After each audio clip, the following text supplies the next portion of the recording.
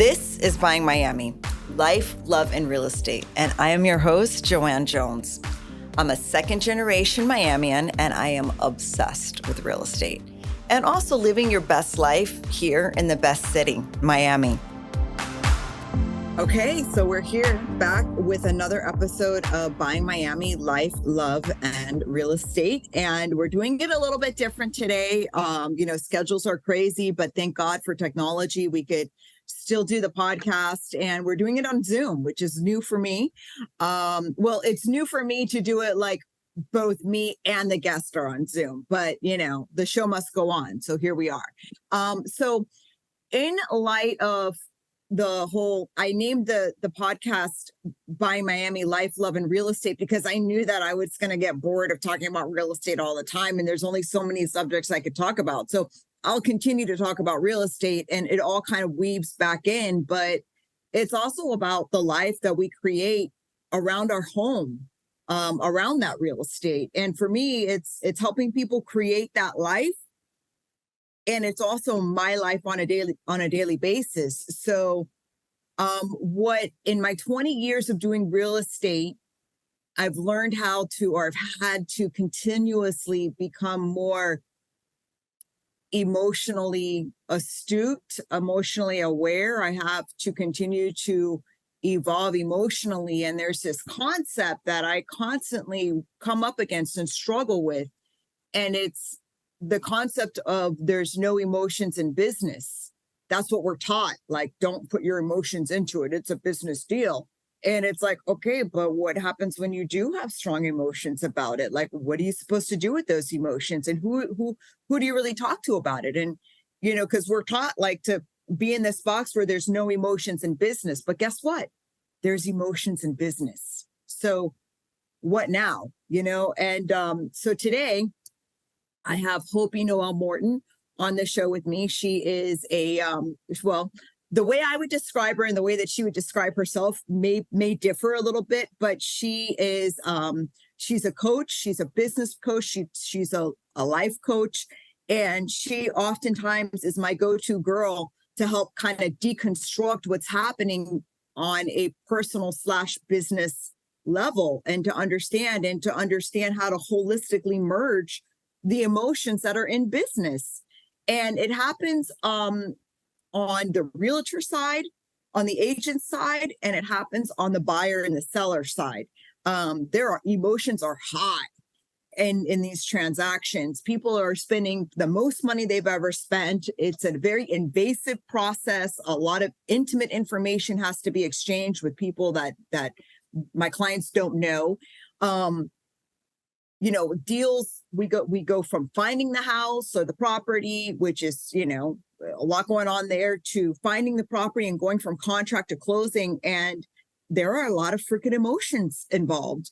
And so when we're as a society taught that emotions aren't allowed in business, and then you have emotions, it's like, oh, don't touch that. And then you touched it and you got burned and you're like, oh, what am I supposed to do now? I wasn't supposed to touch it and I touched it and I got the consequences. So it's like, where are we supposed, how do we process these emotions? How do we express them? They get expressed. Believe me, they talk to any of my clients, they express them loudly to me. And just learning how to balance them. I've become pretty stoic in my process of deals. Like, they come, they go. And I'm a lot better at it today than I was 5-10 years ago. But I brought Hopi on for us to have a conversation today about how to manage these emotions in business, in buying and selling real estate, and how to make sense of them, especially in a world, in a box where there should not be any emotions, yet there are. So Hopi, please tell us a little bit about who you are, what you do, why you're on the show, what you have to say, and you're on. You go. Hi, JoAnne. Good morning. Good morning, Miami.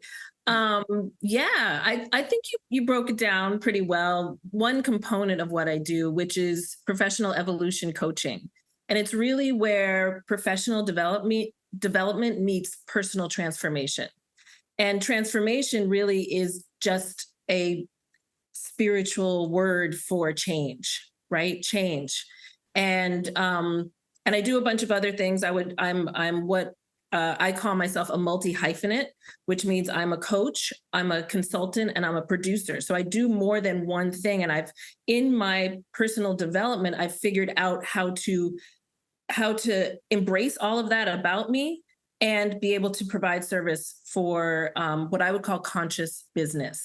But getting back to the coaching lane, and really what I did for myself is that I embraced myself holistically. I looked at all the things that I love to do and figured out, well, why do I have to just have this job? Why do I have to fit into this box? And I think that's kind of what you were talking about, whether you're a buyer, a seller, or a broker, that this culture that we're in, and many societies have this overarching thing of compartmentalizing. And so there are many emotions, I'm sure, involved. I purchased my apartment, and there is a range of emotions from excited to worried to self-doubt to doubt in your the people you're working with around that. And I think that, in my work, I really help people make transitions, and everything that's involved with that, from your lifestyle, and this is in a professional framework, but a transition, whether you are leaving a job, starting a business, trying to up your game, go back to school, whatever that is, it is not just like going back to school to get your degree. What is your lifestyle like? Does that support that? Your finances, your state of mind, your diet. It is a holistic experience. And I think, when we talk about emotions specifically, emotions come and go like a wave, right? They come and they go. How we handle that, how we make those transitions is the game changer. And it starts with awareness. And what does awareness start with? Awareness starts with knowing yourself. And what does knowing yourself start with? Well, for many of us, it means going in, spending time. And I think part of business does not allow time, the time for the pause, right? And in my personal experience, creating that space within a competitive world and a competitive business culture is really half the battle. Taking time to slow down and pause when you got to make the deal, when you got to make the call, when you got to, right? That's half the battle of getting to know yourself. And then once you're starting to really get to know yourself, then certain things start to unravel. Buying a home, right, means transitioning from there's sort of this theory of transitions. All beginnings, right? So I'm like, buying a new home begins with an ending, which means either selling or leaving a home, right? Yeah. Some people have been in the same home for 30 years. Some people have moved around every year. And so when they walk in the door, what's going on is all behind the scenes, right?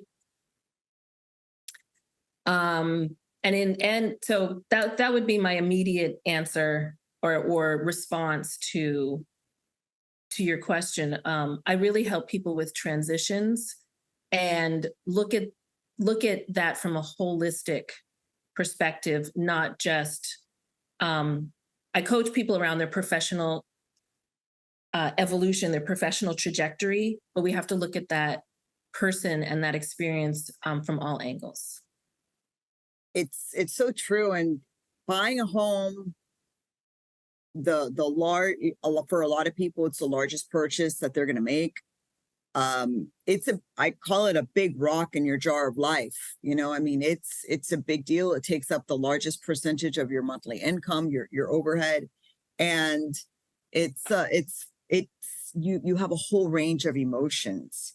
And so creating space for that, like one thing I've learned that I have to do, it's just one of those, it's a component of real estate that they don't really talk about. And at least like in my professional training, I mean, they do to a certain extent. We learn like negotiating skills and, tact and how to say and blah, blah, blah. But, there's times that I have clients that are having, a full out meltdown, and I have to be there for them. And I have to, like, that is part of the job, whether I like it or not. I have to walk them through situations that are scary and confusing and high emotions run high, and they're scared, they don't trust, and it's a challenging part of the structure of my job. And then at the other time, it's just with agents, if we don't sell, we don't eat.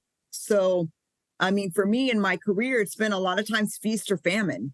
And to have that detachment when you know that if this deal doesn't go through, it's going to really affect your bottom line. Like, you're going to have to figure out what you're going to do for the next few months to like make it through, and the deal falls through. I mean, I've been through that so many times that I'm just like, whatever, I'll figure it out, because it's like, I am not going to go through the emotional turmoil. I mean, I always figure it out. That's what I know for sure. I always figure it out.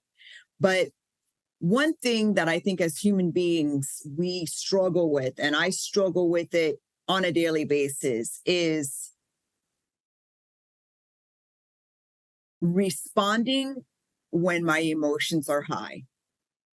Even in this situation that I just talked to you about before we started, a lot of times we make things worse because we're triggered. Someone comes at us, we get that email, we get that phone call, we get that text, and we are fucking fired up. We're like from 1 to 10, and we're like, "Rah, rah, rah, rah." We want to go back. And I've had to really, really learn, like, whoa, you're on another level right now. You need to reel it in and bring back the reins and calm down until cooler heads prevail. And so I've had to really learn to not respond, or write it out and then wait to the morning and read it again and then decide if I want to respond that way. But that is one of the hardest lessons that I've had to learn.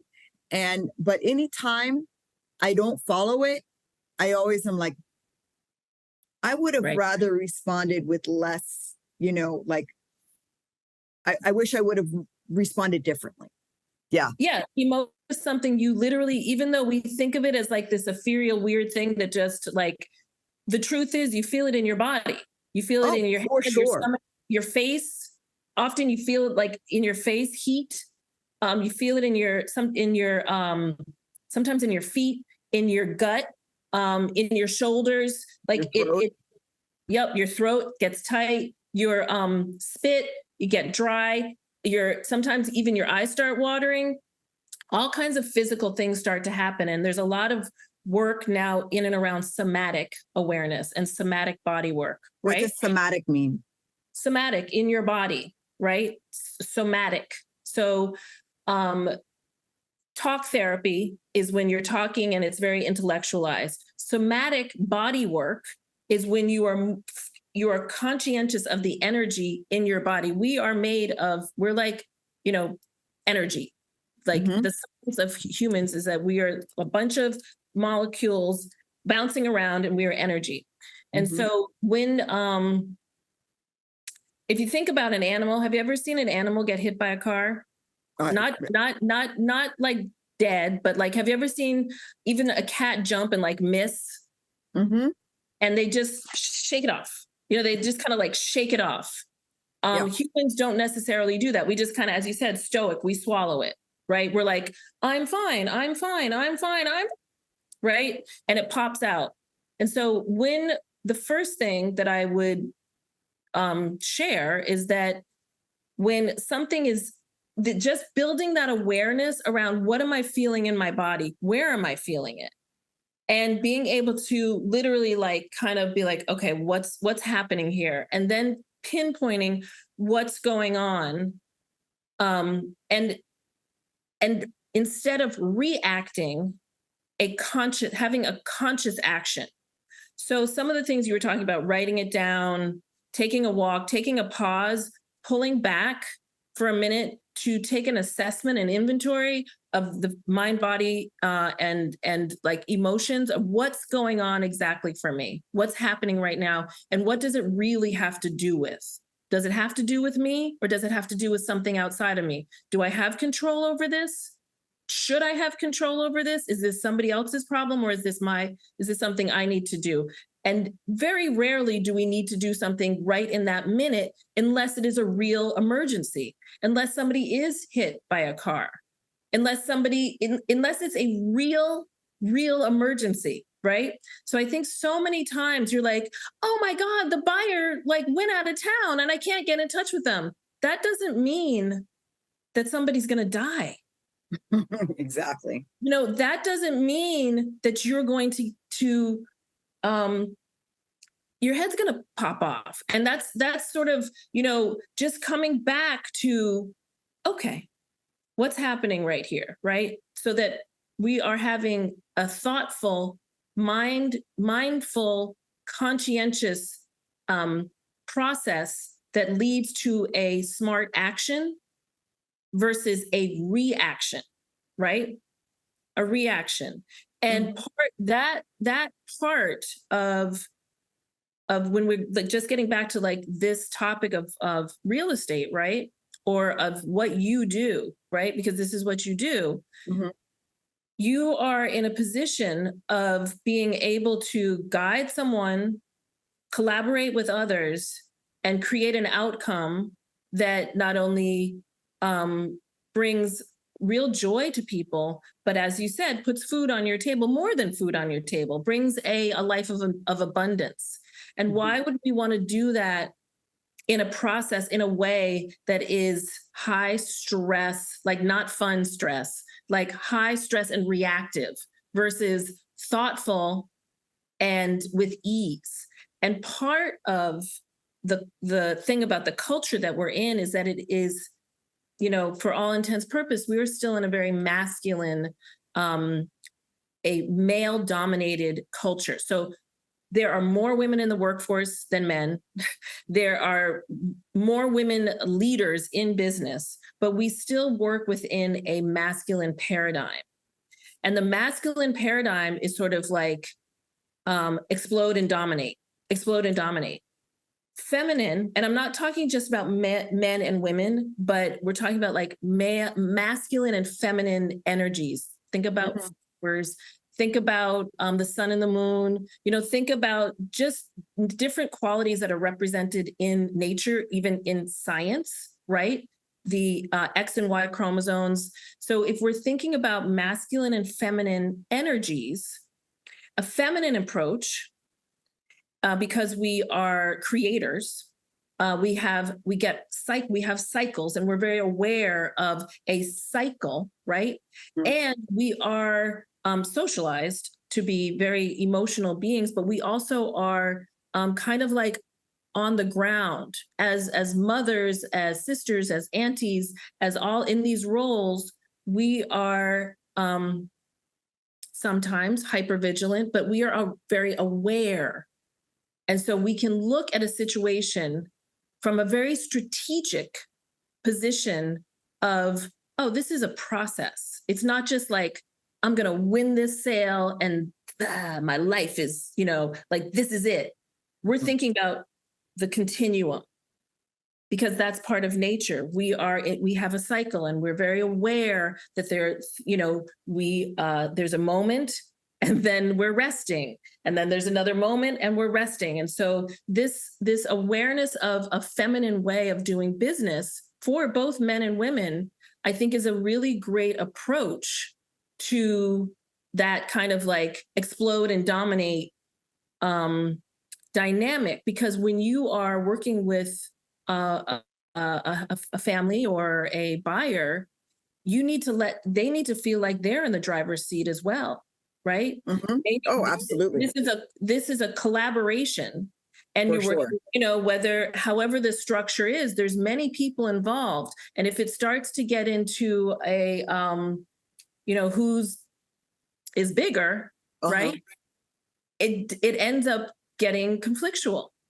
It Sure. ends up being contentious. And so women get along. I mean, we can be catty, but really we really create we're really good at friendships. We're really good at sisterhood. We're really good at connecting. And so just I encourage people to kind of look at a different way of how to connect in business versus the traditional male Eurocentric perspective, which is about um, domination and winning, you know?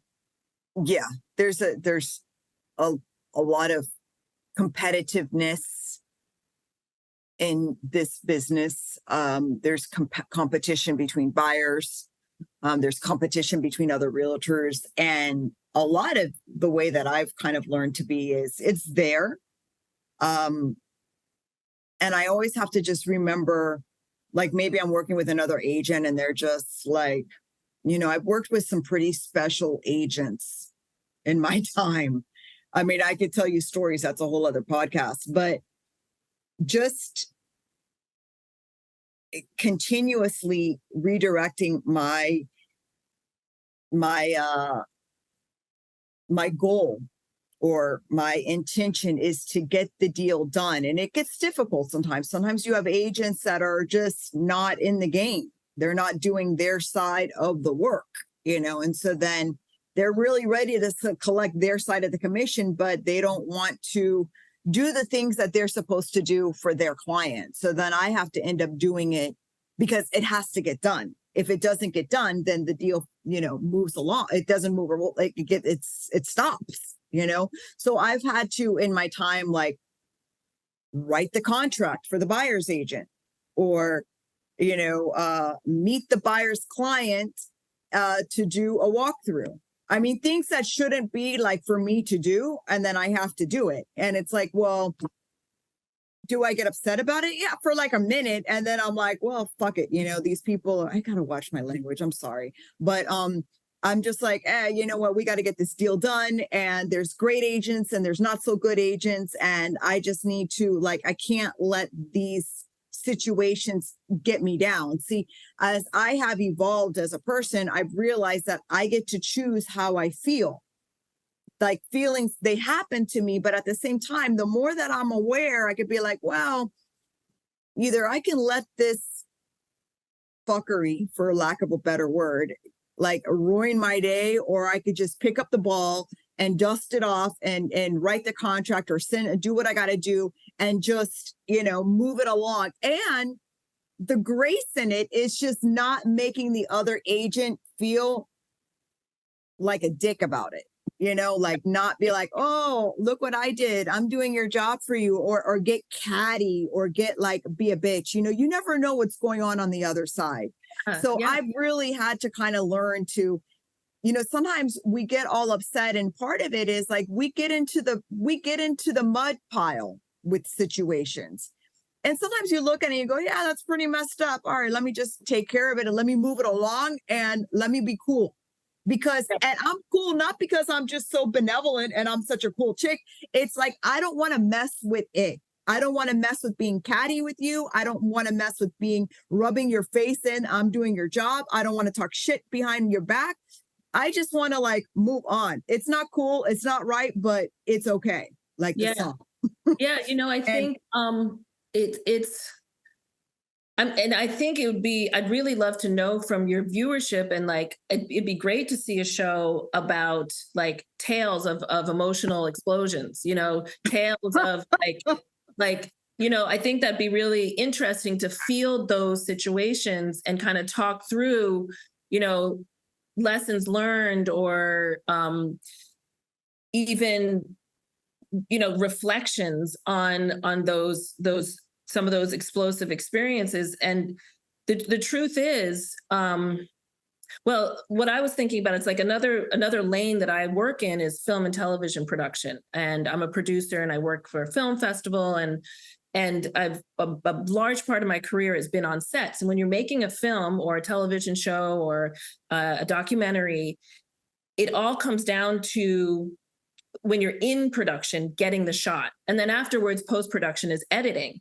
But it takes all types of people needing to come together to collaborate to get the shot and to make sure that the moment is captured, lighting, everything from the camera operator, the production assistant, the director, the performers, like everything leads to this point. And in production, often there's a lot of money leading up to these moments. And it really is a true, like, you have to collaborate. And every production has people that are not doing their jobs, or that are, entitled or insecure, or had a fight with their, kid before they came on set, whatever it is. And you kind of have to check that. It's like working at a school even, or working anywhere where most positions have this collaboration. But really what I'm thinking about real estate, what I can relate to that is production, because it comes down to that moment of the sale. And then like post-production is kind of like the contracts and the finalizing the sale and getting the people out and getting the people in, and all those moments. And what you are referring to of picking up the slack and doing that without resentment, right? And doing that with a clear conscience, as well as not going overboard, having boundaries, really leans into authenticity and really being not only authentic in the moment, but authentically knowing yourself. And often for many of us, we come from all kinds of backgrounds, all kinds of, as you said, fuckery, and in our lifetimes. And for me, a lot of the work that I do with clients often comes back to inner child work, because when I am having a reaction to something, sometimes it's not my grown-up self, it's my little girl. She could be 5 years old, she could be 10 years old, she could be 15, she could even be 25, because I'm a little older than 25. And it's a younger version of myself that is trying to respond. And I have to take that pause, right? And I have to kind of be like, okay, 3-year-old Hopi that wants to throw herself on the ground and have a tantrum because she didn't get her way, or she's frustrated, or she feels like somebody's teasing her, or whatever it is, come over here. Let adult Hopi handle this. How does adult Hopi handle this? So we kind of learn how to take care of our little one, listen to that, because if you want to jump into like quantum, right? We are in a continuum of our lives from birth till the end. And where I am right now doesn't mean that those parts of myself don't come up. It's just, how can I be most authentic, conscientious, and as you said, approaching this with grace, not rolling over, not taking shit, but approach this with grace, because grace is first and foremost for me. First and foremost, grace is for me. Choice. How I represent, and then it exudes how I represent myself with counterparts, clients, other consultants, I'm sure in real estate, there's contractors, there's stuff that needs to be done to the home. I heard one of your podcasts where Compass offers a service, right? So that it helps, like there was a mom, an elderly person that really needed help shifting out of a home. How do you provide that service really is showing a piece of grace and conscientiousness. It's not necessarily just about the dollar. It's about, treating people with respect, which starts with respecting ourselves. And this culture does not always support self-respect, because there's an expectation that work is the ultimate almighty versus self-love, self-care. And that's sort of, again, leans into the work that I do, which is a holistic perspective of how we find joy in what we do and contribute to society, whether it is you're a social worker or a real estate agent, it's possible. Well, and I think it takes a lot of just, I think, self-reflection, conscientiousness, understanding that there's a lot going on for everyone all the time, especially in these times. We're in such tumultuous times. And when it comes to real estate, and even in life, things don't always make sense. They don't always add up. And I find myself wanting to react. And one thing that really helps me is that I want to react to things that don't make sense, that sound like it's not right. And one thing that helps me a lot in this situation is realizing, hey, you know what? I bet I don't know the whole picture. This other agent's not calling me back. I don't understand. I've called, I've texted, I emailed.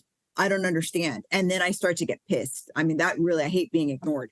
So one thing that kind of helps me like process that is, well, you don't really know what's going on. So many times we jump to conclusions as to why things are not happening. And what has helped me is just going, you know what, the picture is this big and you see this much. And it doesn't make sense to me because I can't see the whole picture. And I kind of have to just live in knowing that, like, well, there's things going on, JoAnne, that you're not privy to. And that's why it doesn't make sense. So understand that usually all is revealed. So that's the one little thing that has helped me kind of like calm down. And it's like putting together a puzzle and realizing you can't figure out the puzzle, and you put all the pieces in, but then you realize like there's 5 pieces missing. And that's why you can't put the puzzle together. It's not that there's anything wrong with me. It's not like I haven't done everything. I put all the pieces that I know of. I put them in the places that I think that they should go, but yet the picture's not complete because I'm missing some information. Yeah. And so that has been a way that I've been able to kind of give myself grace in life when things don't make sense. When somebody comes and tells me something and I'm like, wow, that doesn't really make sense. And I realize, well, they're only telling me one side of the story. And then you hear the other side of the story. And then like you get more pieces to the puzzle.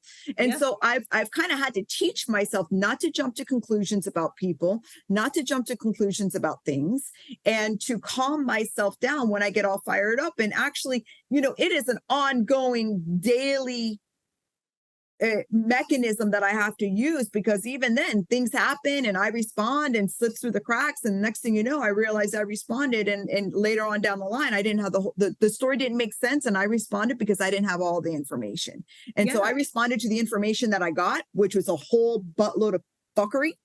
And I don't like that. And I'm going to respond. And then I get the whole picture and I go, oh yeah, well, and then I have to apologize and acquiesce and all of that. So the work there, right? Because what I think I'm hearing you talk about is you mentioned the world today. It's like injustice, right? Injustice. Mm-hmm. And it's also seeing ourselves as part of a larger picture. And it's not only that we don't know the other side, is that maybe the other side doesn't even have anything to do with us and what's really going on. Like you said, being ignored. You hate being ignored, right? Mm-hmm. And many of us do. And it's not adult JoAnne being ignored and understanding whatever's going on with that person that's not calling me back. It's not personal, but inner child JoAnne going, why aren't you paying attention to me? I deserve it. I'm good. I'm a good girl, right? And being able to take a moment to differentiate our responses, and that what you described is like, fighting injustice, and I had to do something about it, or I needed to do something about it, is a desire to have control, to get control over something that. To me, what's helped me with that and why I meditate is leaning into source, or some people call it God, or a power greater than myself, or the universe, Mother Nature, whatever it is. And that's why meditation is so popular these days. And it was in the 60s, and it's an ancient art. It's in every single religion. It's not just like a Eastern practice, although it's most, practiced in the East. And meditation helps us get grounded, have a better sense of ourselves, set our mindset so that our mind is not taking over, right? Because our mind can take over, and then we can understand whatever is going on with somebody else, whatever injustice, larger injustice is occurring. A mindful, thoughtful way to respond to that first is that it is not just about me, and to really pause and have reflection of what can be the most helpful, reflective, and impactful next right action as it relates to those things. And sometimes, as you said, it's getting more information, but I can tell you, like 99% of the time, unless it's an emergency, it's taking a step back and pausing. And that's a lesson that I've had to learn my entire life as a feisty gal. From, I grew up I actually grew up all over the place, but I was born in New York City, went to college and spent my formative working years in film production in New York City. And you're raised to be a badass, a go-getter, a speak up, do this, if you're going to make your mark, you got to be competitive and you got to work twice as hard. And being a woman of color in the industry that I was in, I had to work twice as hard and prove myself and be hyper intellectual and hyper aggressive. And that doesn't work for me anymore. Being intelligent, of course, but being aggressive, being assertive, yes, but with thoughtfulness, leaning into integrity, leaning into grace, and leaning into, honestly, leading with love. And for me, leading with love, you're not born learning how to love. It's a feeling, yes, but the actions of love are something that we don't learn in school, and a lot of people don't know how to be conscientious, how to be considerate, how to show and express love. Helping somebody buy a home seems like one of the greatest acts of being a loving person possible. But I mean, if you do it the right way, that's the thing. If you have good intentions about it, it can be. Right. So there's a lot of money involved and people get greedy, right?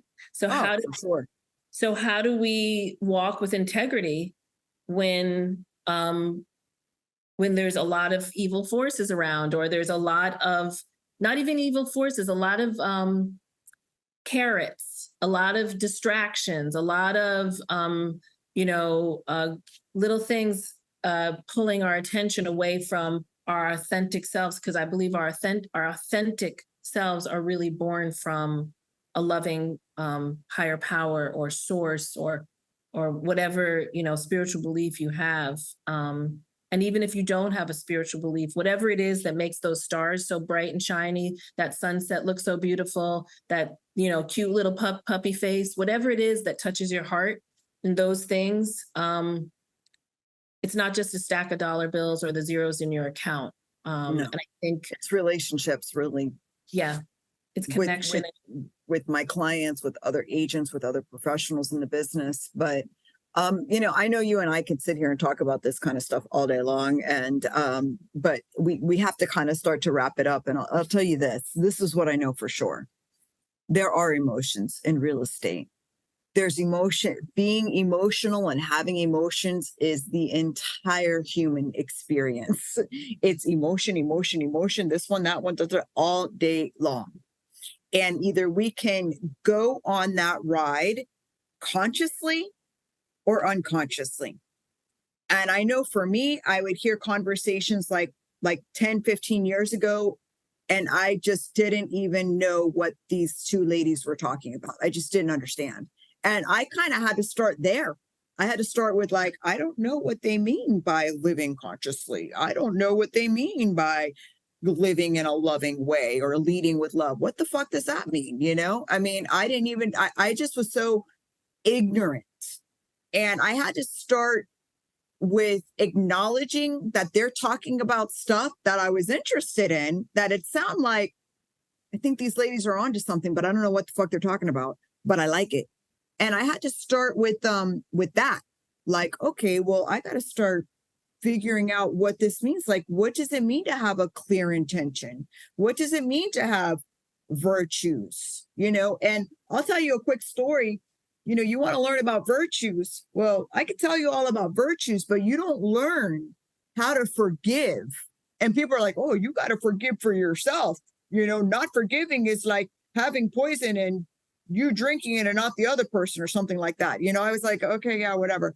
But I learned how to forgive when I was so miserable because I was holding on to this resentment with people of the world that had done me wrong. And I was like angry for months about this situation. And if you ran into me, I would tell you what they did to do me wrong. And people are like, oh, you got to let that shit go. And I'm like, I don't know how to let it go, and I learned about forgiveness because I had to forgive for my own sanity. So I watched YouTube videos on forgiveness. I got a goddamn book on forgiveness. I watched a TED Talk on forgiveness. I went to transformational weekends about forgiveness, and a bitch learned how to forgive. And what the great thing is that life continues to give you fuckery so you can forgive. But I guess what I'm saying is like we have these virtues of courage and forgiveness and love and compassion, and they're experiential things that you learn by working through them. You learn how to control your anger by having anger to control. You learn patience by being in the longest line or in traffic. So a lot of times I would find myself very confused, and I would just throw up my hands and be like, okay, well, I don't understand that. I'm going to go over here. And I had to kind of belly back up to the table and be like, okay, what's this thing about forgiveness? Or what does it mean to have now at, almost 50 years old? I understand the virtues. I understand what leads me. I understand the way that I want to run my business, but I didn't understand it like as much as I do today, 10 or 15 years. And it started with doing the goddamn motherfucking work. Well, do the work. And honestly, that's why I do what I do. In my consulting, I provide integrated services for conscious businesses and social entrepreneurs. And one of my favorite things to do is retreats. And what comes out at retreats, right? When you're at development retreats, it's not just about the workload and mapping what needs to be done. Everybody's stuff comes out on the table, and being able to hold that space for clients as they're trying to work through that and get, propel their business forward conscientiously is an awesome experience. And it really comes down to what you said, relationships, and how do we function in relationships, and what's our relationship with ourselves. And I love my relationship with you. I love having you as a client. And I just want to thank you for having me on the show. Yes. And for sharing with me and giving me the opportunity. And I can't wait to see what you do next. Yeah, well, me too. Yeah, I really love working with you as well. There's a lot of different coaches out there. And what drew me to you is how, I can get a coach that'll teach me, more systems and ways of being and things to do to, be a better realtor. But I think I need to learn.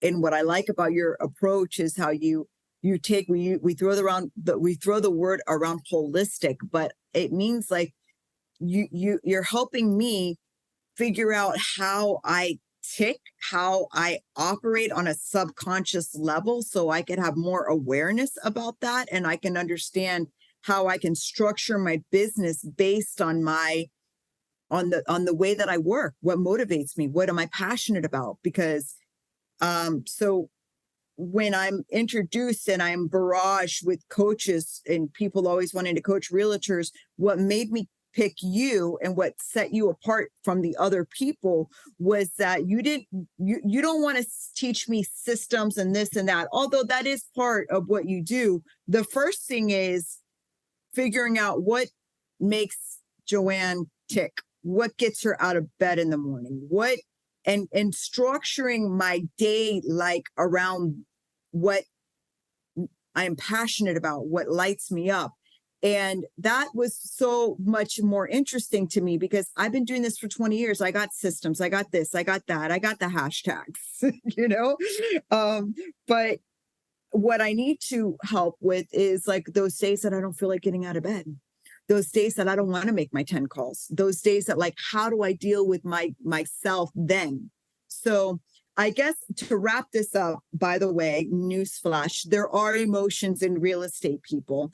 And if we were to sum it up, I would say be aware of that, understand that they're coming, they're there, it's part of being human. And the best advice that I can give my listeners is do your best to not react when you are highly emotionally charged. Try to keep your fucking mouth shut. Don't press send on well, maybe I should wash my mouth out with soap. My mom heard this. That's what she would say. But, don't press send. Don't send the text. Don't send the email. Just calm down and collect your thoughts. And as I tell my audience, I tell myself. And with that, Hopi, if anybody's interested in learning more about Hopi, I'm going to make sure that all of her links and information are in the podcast description below. And you can connect with her directly that way. And thank you so much, Hopi, for being on the show. And I think with that, I wanted to give you one last kudos, and that's that being willing to look at what makes you tick and what ticks you off takes bravery, and not everybody's up for that type of work. Some people just want the systems.